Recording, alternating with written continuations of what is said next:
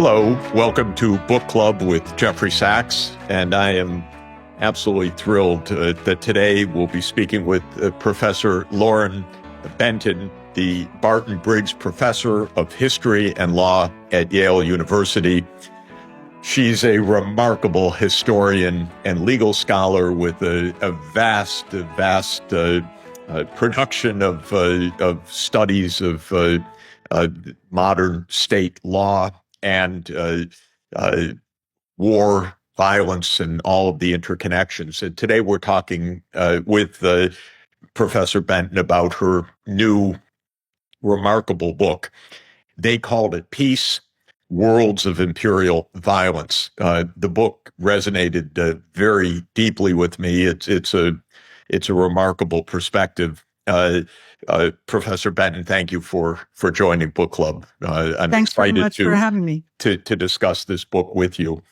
You call it a book about small wars. It's a book about many centuries of violence. It's rather stunning, and I felt shaken as I was reading it. Why do you call it a study of small wars? It is a distinctive perspective, and I want everybody that's listening from all over the world to understand that perspective. Well, thanks for having me here, and thanks for the good question. I started this book because it seemed to me that the ways that we were narrating the large span of global history had some real problems when it came to violence.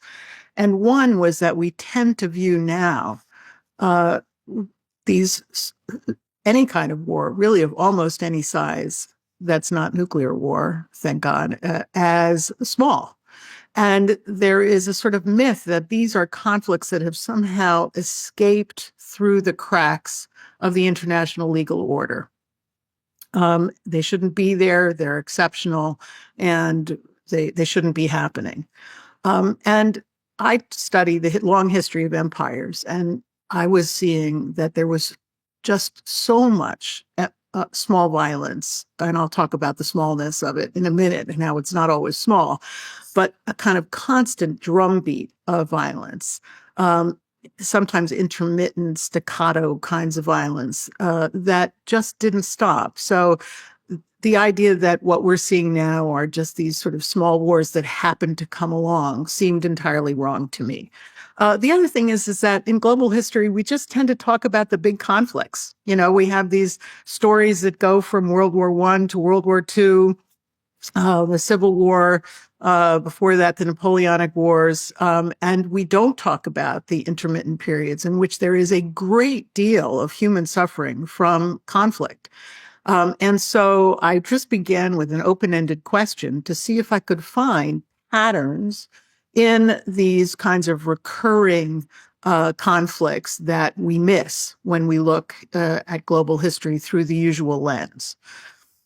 It makes, by the way, so much sense. And as you were saying it, I was thinking of something that I hadn't thought about in reading it, which is I often say day by day that as an American born in the 1950s, the U.S. has in one way or another been at war almost every year of my life. But we tend to put it differently. And I think you just said that there's World War II, there's the Korean War, there's the Vietnam War, there's the two wars with Iraq, and then there's some other stuff.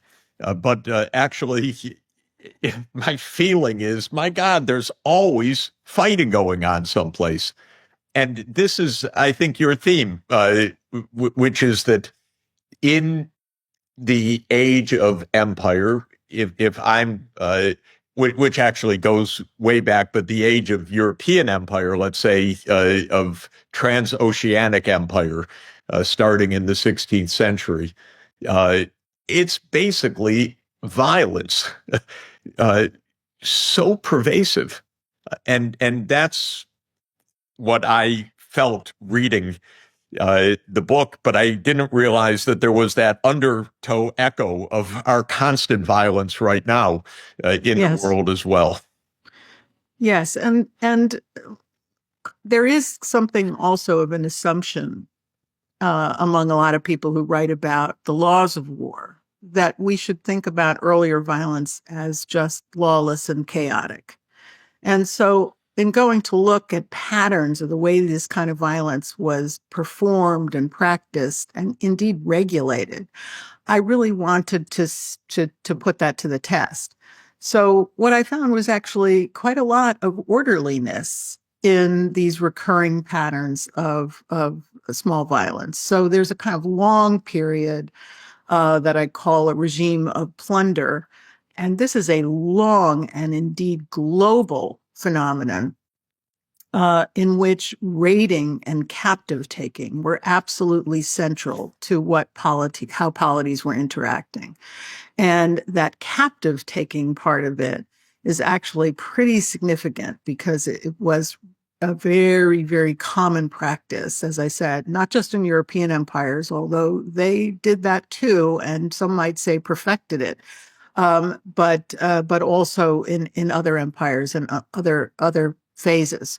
So then we get into what historians like to call the long 19th century. And that just means that's sort of the 19th century that spills into the late 18th century and continues into parts of the 20th century. And that I call a regime of armed peace in which empires were really militarizing on a global scale. And they began to think of themselves as kind of policing global order. And in order to do that, they had to authorize their agents to perform small violence. They hoped they didn't start large wars, but they really wanted to they gave them carte blanche to start small wars and small altercations. And so this is a kind of a different view of global history that really is organized around these conflicts. You emphasize, and I'm sure rightly, that this kind of imperial related violence is not only a European phenomenon or a North Atlantic phenomenon in the 20th century as the United States joins in, but you could find it in ancient empires, in Asian empires, and so on. But your book focuses mainly on the European period. For me, as an economist, that's extremely interesting. One of, I think, the most important quotes in the economics canon is by Adam Smith, who says that the two most significant events in the history of mankind are the voyages from Europe to the Americas and from Europe to Asia that connected the whole world. Speaking of the Columbus voyages and Vasco da Gama's voyages, and your book starts in essence with the empires that result from that. From an economist's point of view, yes, that was the transformation of the world. And your book is basically saying from a political order that is the transformation of our 500 years of modern history, and that it was a transformation of the order of violence and who could commit it, how it was committed, who was authorized to commit it. And as you said, it's remarkable. You talk about the privatization of violence in some ways, but under the imperial edict that officers were basically empowered to act with the violence that they saw fit. Could you describe that, what that means? Because what we have is the European empires starting to spread among American populations, indigenous populations, and in Asia, of course, great settled civilizations in many cases, but using violence to assert control. But these are far-flung empires, so there's a lot of privatization of the violence, and that's what you call the small wars. That's correct. And I should say that one of the reasons why I think it's important to begin by at least acknowledging that these patterns of violence were happening outside Europe as well as across Europe is that it's important to see that when Europeans arrived in their phase of oceanic exploration and expansion, they were actually counting on a kind of mutual intelligibility about violence. And they could count on that. That is to say, these modalities of raiding and captive taking were modalities that were familiar to indigenous polities across the world. And so they were there were interactions between Europeans and indigenous people that we used to think of as kind of cultural misunderstandings. But in fact, they were contests of force, and there was real political strategy going on and legal strategy on both parts. There's less misunderstanding than one might think. So when you look at it that way, you can begin to see how what we think of as conquest and label as conquest and tend to kind of think about as something that is sort of programmed and planned, actually unfolded as a series of small conflicts, or to think about it actually differently in the way I describe it in the book, as a kind of perpetual war interrupted by unstable bouts of peace. And in an early chapter in the book, I focus on this truce making that happened in the course of conquest. Yeah, that's fascinating, by the way. Really fascinating. And maybe we should probably talk about that a little bit more, but I wanted to get to your question about the privatization. Even in these early parts of these far-flung imperial ventures, they didn't have organized armies and navies to the same degree that we think about them today. They absolutely relied on sort of making quasi-public agents out of private actors. So licensing privateers / pirates and encouraging them to raid was one of these modalities.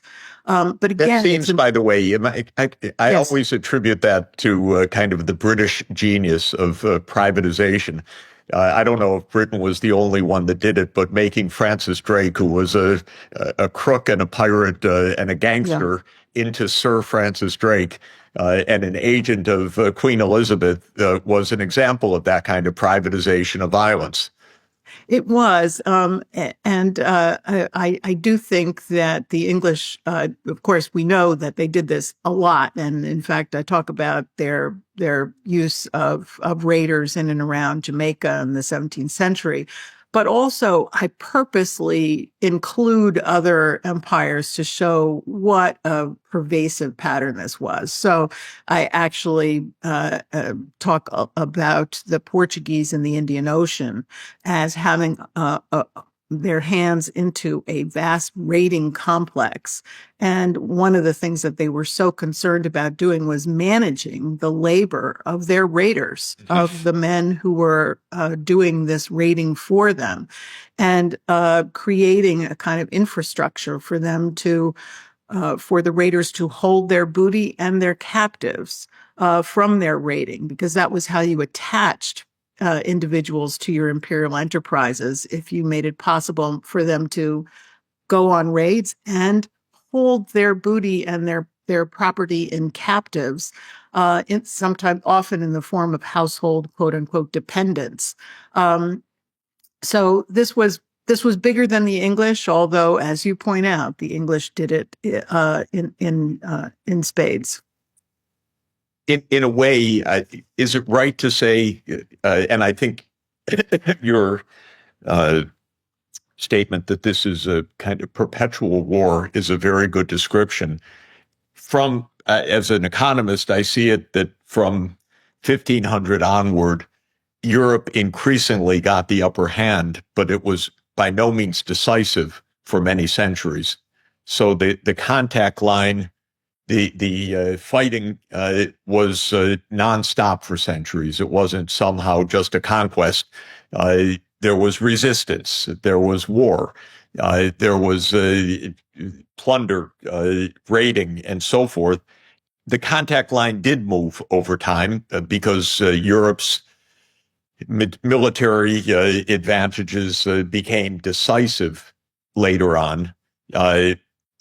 But for many centuries, and even when it was decisive, as it sometimes is today, there is nonstop resistance. People do not want to be dominated by others. They don't want to be expropriated by others. They don't want to be ethnically cleansed by others. So it is a perpetual war as soon as you have this kind of fundamental dynamic of expansion of one group relative to others. That's an extremely good point, and there are indeed lots of examples, some of which I discuss in some detail in the book of vast slaving complexes in which indigenous groups were still controlling a lot of territory and in contact with imperial forces over long periods of time, much more independently than we typically think, because we, as you've described, we tend to think of this kind of toggle towards imperial dominance as being pretty abrupt, and in fact, it as you point out, it wasn't. Now, one of the points I think it's important to make, that because it really became a central finding in the book, is that I don't want to suggest that I'm just talking about this kind of bubbling along of small violence and, nothing extremely bad happens. Because one of the findings of the book is that, in fact, within these sequences of small wars, there are openings, very clear openings to very extreme violence. And I think of these as openings to lawful extreme violence, right? Because that's how participants viewed them. So, in the context of early conflicts in these raiding complexes, there was the understanding that, and this is where the title sort of comes from, they called it peace, that if the other side just wasn't playing along and holding to truces and keeping the violence small enough as defined by the stronger party, then it was perfectly lawful to kill civilians, even en masse. So the kind of typical example of that in the long early period is the violence after an unsuccessful siege, where one side says, "Gee, that's a nice little village you have there. It would be a shame if something happened to it. Why don't you surrender?" And the town says, "We're not going to surrender." Well, that means that that meant that to those aggressors, that when the town was finally taken over, that all bets were off and any kind of violence was okay, including mass killings of civilians. And we can read that back into the Bible, actually. Yes, fortunately, absolutely. In fact, it is in the book of Joshua and Deuteronomy. Surrender and you are saved, but if you don't surrender, it's God's commandment to slay every man, woman, and child. Yes, and this was formalized in a number of different ways by empires. The kind of famous example that I also discuss in the book is that of in the Spanish Empire, when they read out the statement called the Requirement, which basically said, if you give yourselves up and admit to Spanish dominance, nothing bad will happen to you. But if you don't, we can enslave you and kill you. And even though that statement was only read intermittently, it was part of a bigger complex of practices that essentially meant the same thing. It actually reflected a much wider practice in which, as I said, indigenous and European polities understood that this was a possibility. So you do get in connection with these series of small conflicts, also intermittent outbreaks of extreme violence. And that happens in the later period I described as well, where, these imperial forces, they're out in very far from home. Commanders and captains have been charged with the responsibility to decide when force is needed. Uh, and they're not supposed to start big wars or engage in major conflicts. But one of the things they're charged with doing is protecting imperial subjects. And when they perceive that imperial subjects or imperial property, as it turns out, was being threatened in a way that they themselves defined as dire, they could then attack with huge force, and they could change the categorization of their opponents.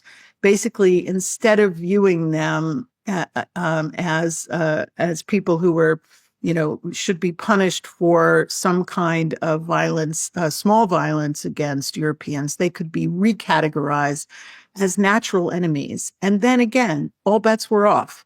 They could be killed en masse. They could be sent into exile. They could be resettled, and so on. So it's important to stress, I think, that these were not moments. There is a tendency to kind of view these moments as exceptional or coming in moments of what Agamben would call a state of exception. Or emergency, a la Carl Schmitt, but I prefer to view them as part of the logic of this longer sequence of violence. You can't understand them without that context. I think it is. The whole book is this brilliant, if I may again say, because it really is a wonderful book, but this brilliant interplay between the physical violence on the ground of conquest and resistance, and then how it translates into the mindset and law. So philosophy and law shape all of this in an extraordinary way. So the basic dynamic, if I understand it correctly, is the imperial power intrudes, the local populations resist, and the imperial power recasts the resisting local population as illegal, outside of civilization, lawless, dangerous, an emergency, and therefore by law, not just by fact on the ground, but in a sense by law and by justice, a target for any kind of extreme violence up to and including extermination if necessary, because this is a threat to the order. It's not a resistance, it's a threat to the order. We are the order. Is that a fair, crude summary? It is, but I just want to add one important point of nuance. It's important to me to say anyway, is that there's a kind of toggling back and forth between small violence as tolerated, normal, what happens on frontiers, the kind of condition we all live with, and then these outbreaks of extreme violence. So there are long phases in which your opponents are indeed not actually being characterized as the unseen other that should be exterminated. But there's a rapprochement, but not a peaceful one. So that's where the small violence comes in, right? There's this kind of bubbling along of violence that makes it possible to make those turns toward extreme violence feel lawful and understandable. So there is a sense. So there isn't just a blanket like let's go get them. In fact, because there's a lot of commerce going on, there's a lot of interaction going on, and it's important to say, I think, that in many of these settings there is a sincere desire for peace. People know that they do better when they're not in the middle of a major war, right? That they crave a certain kind of order and peace, and so on both sides of these long phases of violence, there's a kind of search for peace. So, in the context of perpetual war. Yeah, very interesting. Right? It's part of it is, I don't know whether it's the only thing, but part of it is the eruption of the mass exterminatory violence is we have to finally show who is in charge here? You must behave and fall into line. And so it's performative as much as obviously military. It's not military. It's we are going to crush this place to demonstrate we are in charge. Then we can go back to peace. But it has to be peace on our terms. Yeah, I mean, I think if I had an aha moment at any point in working on this book, it was when I was reading about what historians used to call the reconquest of the Iberian Peninsula and the conflicts there between Christian polities and Muslim polities, which, by the way, is an oversimplification of what was going on, but it was much more fractured than that. But as I was reading about it, I came across some wonderful work by Spanish historians that shows that there were just serial truces throughout this period. Mm-hmm. And the centrality of the truce became, I could see was a very important structuring element of these conflicts. So just to give an example, because we've been talking in abstract terms, so it might be helpful to listeners to have something more concrete. In the 150 years leading up to the conquest of Granada by Catholic monarchs and their forces, which happened in that big year of 1492, such a big year, there were 74 truces. There were a lot of truces. And they were negotiations, really, often explicit recognition of an imbalance of power. So they were not understood as truces between equal parties. They were already understood as between unequal forces. In fact, there was tribute being paid from one side to the other. The thing about truces is they aren't really peace agreements. They are breaks from war. That's how they're defined by legal theorists, and that's how they're used in practice. They're breaks from war. And what that means is that either side can return to war without giving new justifications. Just the truce is off, we're back to war. And either side, and this, of course, the stronger side did very often, can accuse the other of breaking the truce. And when that happened, there was a tendency to ratchet up the violence, right? Because this was not only a return to war, but it was a return to war with payback for disrupting the truce. So sometimes these accusations of truce breaking were trumped up. And I use a couple of examples not from the Iberian Peninsula, but elsewhere, where they were just sort of structured. Demands were made that indigenous communities were simply not going to agree to. And then the Europeans could say, you are breaking our truce. Sometimes it was an implicit truce. You are truce breakers. You are peace breakers. And to restore the peace, we are going to come in and level your villages. So that intensity of violence came with a kind of energy about accusations of betrayal that is built into this process of making and breaking truces, or making and accusing the other side of breaking truces. It's pretty chilling. Yeah, it's so resonant of things we see in the world until today. So it is very, very telling. You distinguish, as we said at the outset, between two periods in this last 500 years: the world of plunder, which is, I would say, the beginning of the European imperial oceanic expansion, and the imbalance of power was there, but it was not decisive, and so the battle lines were everywhere. And it was more nonstop violence of a frontier sort. And then the world of armed peace of the 19th century, which I think one could say was the age of high European global imperialism.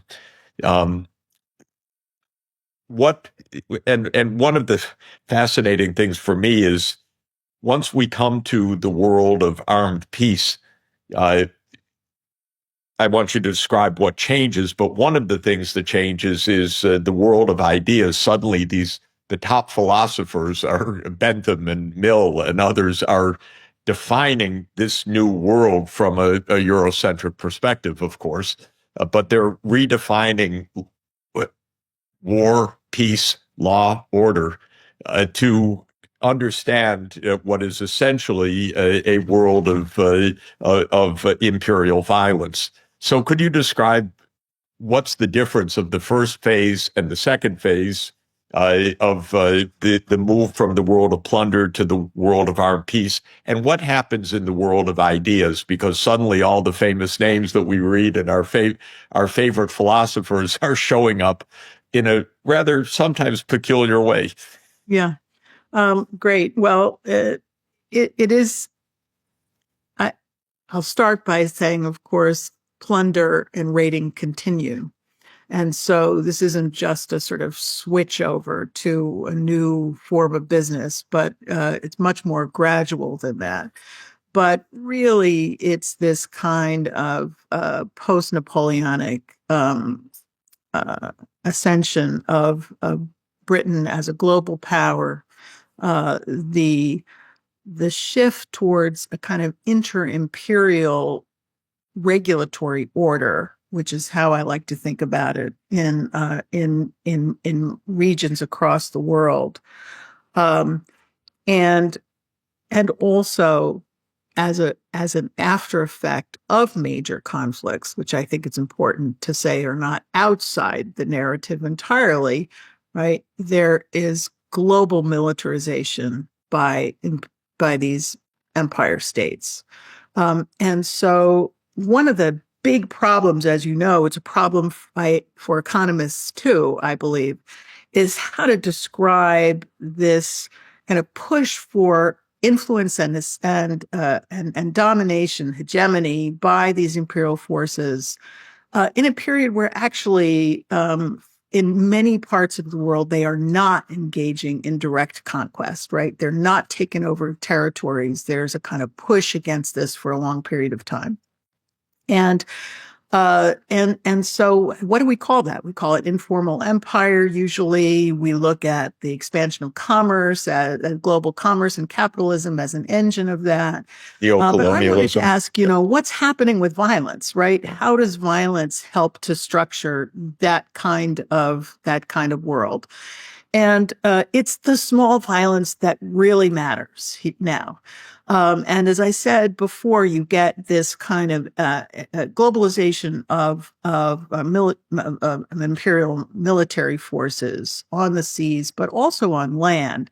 And often they're treated differently. So I try very hard to put them together and treat them together in the book.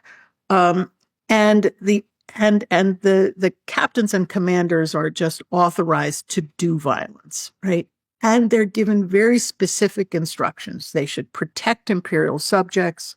And anytime they see imperial subjects in danger, they can do what they will, basically. Down the crowds, because now we're starting to get machine guns and other industrial arms. Yeah, I mean, it really is kind of extraordinary that these captains and commanders who are just out and about are charged with making these decisions. They can't telegraph back yet. There's, they just are. They're authorized to do this, and so one of the things that has always intrigued me is how this is talked about in the Metropole. There's a concerted discourse to talk about these, what I call protection emergencies and the importance of protecting imperial subjects. But then people like Bentham and others find a way to talk about how they use this discourse of protection, this idea about protecting subjects, and they just make it very elastic, so that it comes to be a responsibility of these armed agents in empire, not just to protect subjects, but to protect imperial interests. Now, that move from imperial subject protectionhood to imperial interest protectionhood happens in the 19th century. It's actively kind of worked up in the halls of parliament in Britain and elsewhere in academic drawing rooms as well. And it underwrites this kind of shift to armed peace, to this world in which there are, military forces out and about, and they can engage now, not just to protect subjects who might be in danger, but to protect imperial interests, which is this vague term that encompasses all kinds of things. So you get small wars breaking out that are set off by attacks on imperial subjects, but also that are set off by confiscation of property, or that are about trading rights being denied to Europeans. And these turn into also protection emergencies. So the Opium War is a pretty good example, right? It really starts out with one of these protection emergencies about the confiscation of property of people who are defined British merchants, as yes. as British merchants. So it's to protect British interests, imperial interests, that is the first steps of that war. That's a really common pattern. And it's fascinating. The law becomes, of course, structured legitimate violence, and the idea of peace. The 19th century becomes an age of peace movements, but peace movements led by empires. So peace is on the terms as defined by the empire, which is also fascinating. Yeah. It's not peace with justice or even self-reflection, but it is peace in this sense. Yes, there's a kind of policing language that goes along with it. Restoration of order, right? These are now conflicts that are being defined as acts of peacemaking because they are seen as ordering kinds of acts. And there is a legal language that was created at the time, refined, I should say, to describe the lawfulness of acts of defense that look pretty aggressive, but they're described as acts of defense. Who writes that, or where is that? Well, international lawyers in the late 19th century come up with this a language of violence, lawfulness of violence short of war. Okay. And it includes defensive acts, and you begin to see a turn away from reprisal, although the language of reprisal is very, very central to a lot of these engagements. So really what I would say is that, in the history of international law, we tend to see this as a kind of a blip where people were talking about these ways of making violence short of war lawful. And then they stop talking about that in the 20th century and start talking about just banning war altogether. But we know from where we sit in history that describing actions of that look pretty aggressive and destructive as defensive actions is still very much a part of international law. But more than that, it's a part of international practice. I think it's brilliant what you said, and really key that the way the law transforms things is that what used to be called war becomes called policing. Policing is defending the law. And so a military action that restores order as it's defined by one side isn't war, it's policing. It's legal. In fact, it's the utter defense of the rule of law. And that is the other that's exactly right. And that is the other piece of this change that I described, because now a lot of these actions are being defined as actions that are happening inside imperial spheres of influence. So the language of policing is the language of kind of domestic law. And so there's a long period in which empires really, imperial law is really kind of standing in for international law, right? Imperial legalities are actually structuring this violence and the way people are talking and thinking about it across the globe.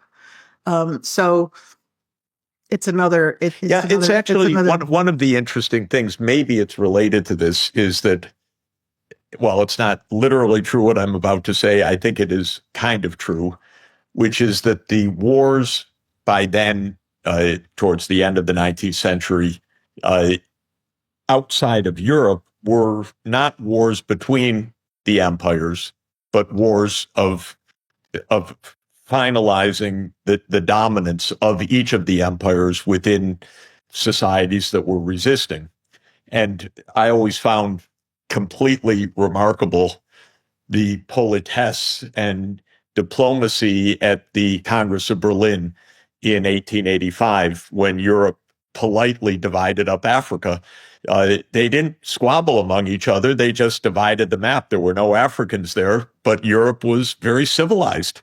And so Europe wasn't going to go to war with itself over Africa, it was going to divide up Africa. And in a way, it's a kind of international law. And maybe part of what is happening is, of course, there's fierce resistance everywhere to these empires, and that's the constant violence, but it's now defined as an internal violence, like you say, because it's internal to the empire. So it's really a policing function. States are supposed to have the monopoly of power within their state. And so this is about policing. It's not called war anymore. That's a good way to say it. And that internalization of the logic of violence then also applies to this question about how much violence you can do, right? Because if you then see your people who are resisting, you define them as unruly rebels who are being offered incorporation into a peaceful empire, but are resisting this. Yeah, just can't get it. Yeah. So, and of course, then come the concentration camps and the extermination in Southwest Africa by the Germans, and the camps in the border, in I think in by Britain in South Africa and so forth. The violence can become awfully extreme in the name of creating political order. Absolutely. I find sometimes when I write about these things that it's easier to communicate about these trends if you take an unfamiliar example.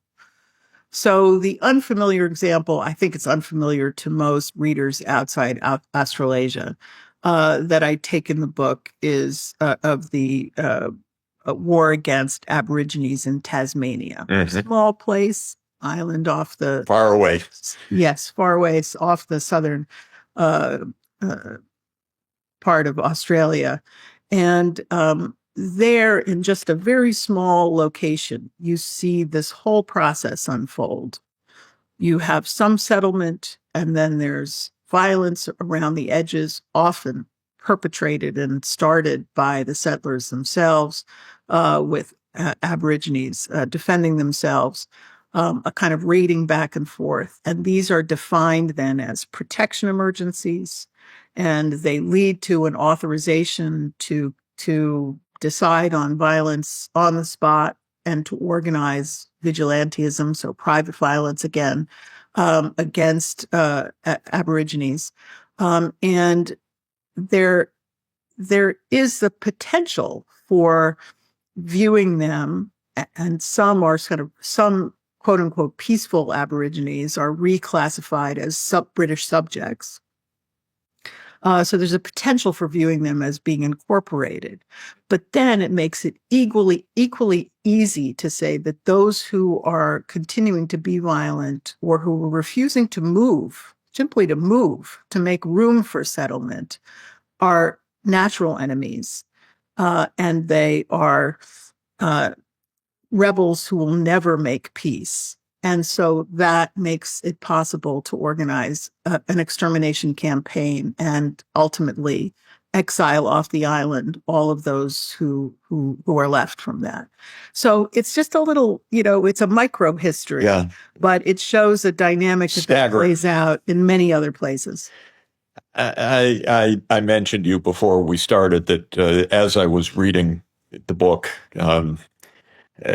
so much about Israel and Palestine came to mind. The Gaza, and as you're just talking, also the West Bank, where there are Israeli settlers that are in direct, I would say, vigilante mode vis-a-vis Palestinian populations on the West Bank and so on. So much of the rhetoric, the dynamics, the justifications seemed, I felt, you had opened up this window of how these conflicts are felt. From the Palestinian side, you're taking our land, you're invading us. From the Israeli side, you're violating order. We need to reestablish order. And then these paroxysms of extreme violence that we're witnessing before our eyes are absolutely shocking. I wonder if you could just reflect on that a little bit. Sure. I mean, historians, we usually pray for something to happen to give greater relevance to our books when they come out. But not your kind of book, I'm afraid. In this case, I would be happy for a lot less relevance. As I was writing the book, on my mind, I'll get to this in a minute, but as I was writing it, on my mind was actually Ukraine. And I do talk about it a bit in the book, and equally the war on terror and how it is narrated narrated the same way. Yes. That's a police war function. On terror, yes, it's a policing function, it's an ordering function, and the drone warfare actually involves these very similar, familiar kinds of machinations about who gets to decide on the small violence and how far that down or up the pecking order that decision is made. So I do discuss that briefly in the book. I discuss Ukraine, which is absolutely an imperial framework. It is an imperial language that Putin used in describing and justifying the invasion. Now, unfortunately, in our current news cycle, the U.S. is now using an imperial language. I find it two empires clashing. Exactly. And so that was on my mind as I was writing. But then, Gaza, the violence in Gaza explodes. And a couple of things really were on my mind as I was watching with horror, as with the rest of the world, what was going on there, that were from the book, or from the past, I should say. So one of these is the kind of perpetual conflict dimension of this. Yep. We know that this is not a war that just started, right? It's part of a long series of exactly of smaller conflicts. We have to think about it that way, or we won't understand it at all.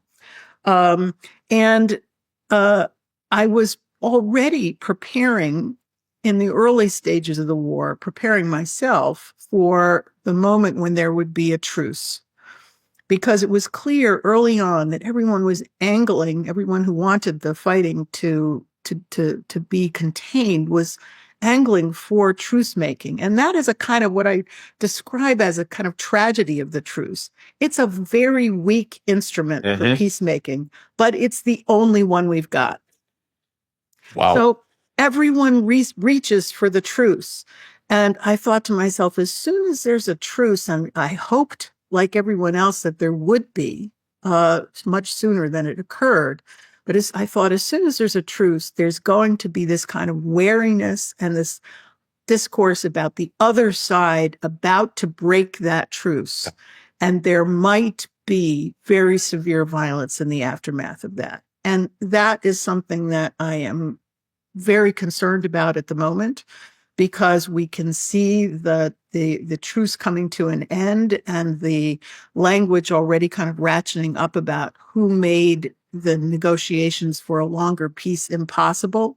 And the other side then is accused of, in this case, I think the Palestinian side is being very volubly accused of being against turning the truce into a permanent peace.